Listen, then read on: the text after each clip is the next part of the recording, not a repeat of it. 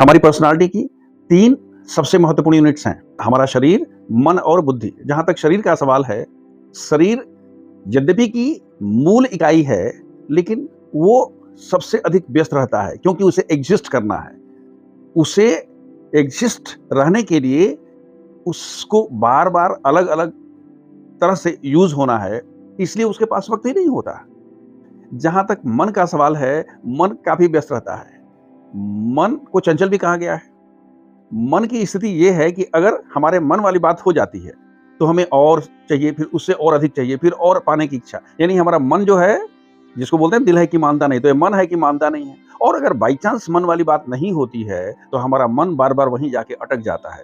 उसको हम चाहे चिंता कहें, दुःख कहें, पीड़ा कहें, लेकिन वो मन ही है जो बार-बार हमें ले जाके वहाँ अटका देता है। जहाँ तक बुद्धि का सवाल है, बुद्धि भाई तो इंटेलेक्ट है।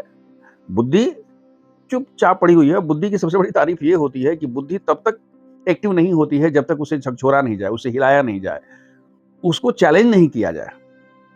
आराम से पड़ी हुई है, भाई कोई फ़र्क नहीं पड़ने वाला है।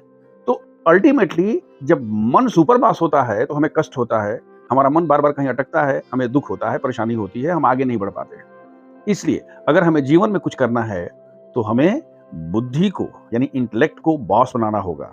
एक बार अगर इंटेलेक्ट बॉस बन गई, यानी बुद्धि हमारी बॉस बन गई, तो अगर आपको मॉर्निंग वॉक करना है, मन कर रहा नहीं, मन नहीं कर रहा है, बुद्धि कहेगी बकवास बंद करो, चलो आगे बढ़ो। कुछ भी करने के लिए बुद्धि मन को हमेशा सुपरसीड कर जाएगी, उसको किनारे कर देगी, उसको मनमानी नहीं करने देगी। और शरीर तो सुनता है, शरीर सुनेगा क्योंकि स्थूल है। तो बुद्धि को क्रिएटिव करिए, एक्टिव करिए और उसकी सुनिए और बार-बार अपने आप से पूछिए कि हमारी बुद्धि तो बॉस है ना? जिस दिन बुद्धि बॉस हो गई, उस दिन मन की मनमानी भी बंद और हमारी उन्नति भी, हमारी प्रगति भी और साथ-साथ हमें सुख और आनंद भी। सबका भला हो, सब सुखी और आनंद से रहें, यही हमारी इच्छा है और शुभेच्छा भी है। Thank you.